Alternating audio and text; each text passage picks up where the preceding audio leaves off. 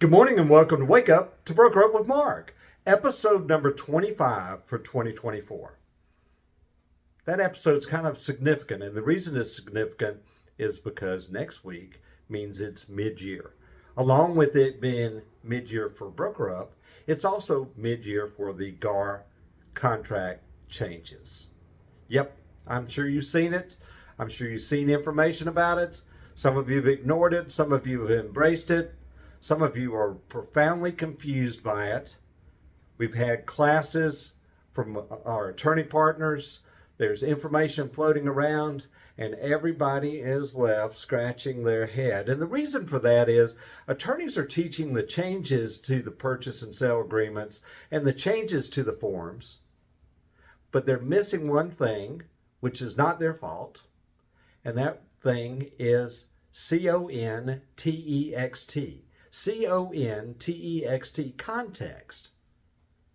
When you talk about the changes and you talk about the changes to the forms, without talking about the context in which those forms are used, everybody's left going, oh my gosh, what did we put here? What did we do here? What did we do there?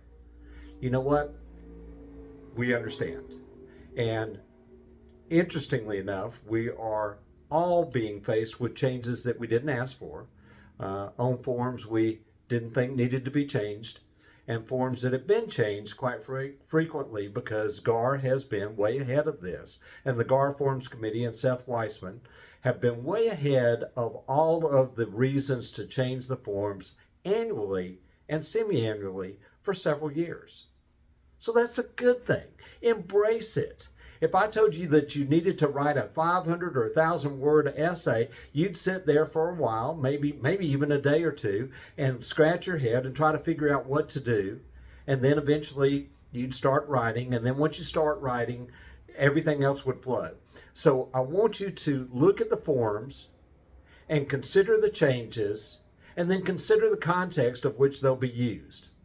Now, on Monday, I'm going to send out a company-wide email that's going to have two articles, and both of those articles are written by Seth Weissman. One of them is the NAR settlement article that was published in Georgia Realtor magazine, and the other one is the changes and the ones that he highlights, and he gives some examples. That's critical. The examples help the context of what we need to do. Now, going forward, the company's going to have more workshops going into July.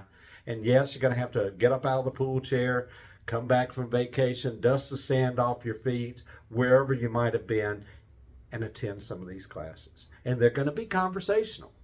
And the reason for that is we've got to keep these changes in context. Context is critical. If I told you to swab your arm with an alcohol swab, the affected area, just telling you that, it's not going to tell you what else you need to know because there's no context.